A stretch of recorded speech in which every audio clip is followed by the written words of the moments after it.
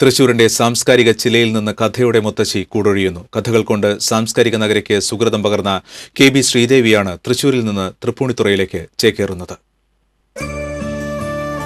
ഒരു തപസ്വിനിയെപ്പോലെ ശാന്തജീവിതം നയിച്ച തൃശൂരിന്റെ കഥാമുത്തശ്ശി 47 വർഷക്കാലത്തെ സാംസ്കാരിക നഗരിയുടെ ആതിഥ്യം ഉപേക്ഷിച്ച് തൃപ്പൂണിത്തുറയിലേക്ക് യാത്രയാവുകയാണ്.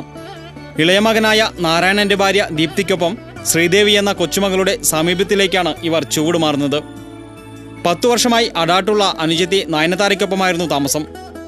ചെറുപ്പം മുതൽ വായനയെയും കഥകളെയും പ്രണയിച്ച വണ്ടൂർ വെള്ളറക്കാട്ടുമനയിലെ VMC നാരായണ നമ്പൂതിരിപ്പാടിന്റെ മകൾ 16ാമത്തെ വയസ്സിൽ കൂടല്ലൂർ ബ്രഹ്മദത്തൻ നമ്പൂതിരിപ്പാടിനെ വേലി കഴിച്ചു. കുട്ടികളുടെ പഠനത്തിനായാണ് ഇവർ 1969 തൃശൂരിലെത്തിയത്. വിശ്രുത സംസ്കൃത പണ്ഡിതനായ PS സുബരാമ പട്ടരെ കണ്ടുമുട്ടിയതാണ് ഇവരുടെ ജീവിതത്തിലെ യഥാർത്ഥ വഴിത്തിരിവ്. സുബരാമ പട്ടരിൽ നിന്നും ഇവർ സംസ്കൃതം പഠിച്ചു. പിന്നീട് ആദ്യകൃതിയായ യജ്ഞം പിറന്നു. ചെറുമുക്കിലും ചെമ്പൂക്കാവിലെ മിഥുനപ്പിള്ളിയിലും കിഴക്കുംപാട്ടുകരയിലും പിന്നീട് അടാട്ടും താമസമാക്കിയപ്പോഴെല്ലാം കഥാപ്രപഞ്ചം ഇവർക്കൊപ്പം കൂട്ടുവന്നു. തൃശൂർ സാഹിത്യ അക്കാദമിയിലെ മഹാരഥന്മാരായ എഴുത്തുകാരെ കാണാനും പരിചയപ്പെടാനും സാധിച്ചതോടെ കഥകൾക്ക് കൂടുതൽ കരുത്തു ലഭിച്ചു.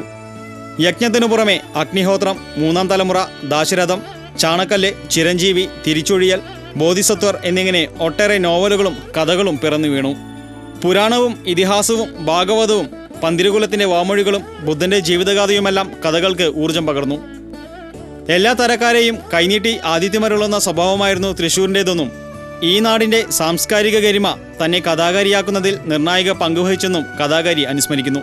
തൃശ്ശൂരിന് അങ്ങനെ ഒരു എന്താ പറയുക ധന്യതയുണ്ട്. എല്ലാ തരം ആൾക്കാരും ഉണ്ട് അവിടെ.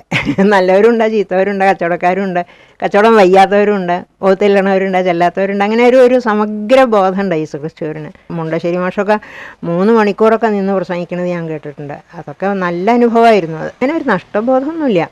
പക്ഷേ ഒരു സ്ഥലത്ത് കുറേ കാലം ഇരുന്നാൽ നമുക്ക് അതിനോടൊരു പ്രതിപത്തി ഉണ്ടാവുമല്ലോ. 76ന്റെ ചെറുപ്പവുമായി ശാരീരിക ആവശ്യതകളെയെല്ലാം മറന്നുകൊണ്ട് ജീവിത പ്രയാണം പൂർണ്ണത്രയേശ്വരന്റെ പക്കലെത്തുമ്പോൾ കഥാകാരിയുടെ മനസ്സിൽ ഒരു നോവലിന്റെ മുകുളം പിറവിയെടുത്തിട്ടുണ്ട്. തൃശൂരിന്റെ ഊർജ്ജപ്രവാഹം നെഞ്ചേറ്റി തൃപ്പൂണിത്തുറയിലെത്തി പുതിയ കഥയ്ക്ക് അക്ഷരാഗ്നി പകരാൻ കഴിയുമെന്ന പ്രതീക്ഷയിലാണ് ഈ യാത്ര. TCV news, Thrissur.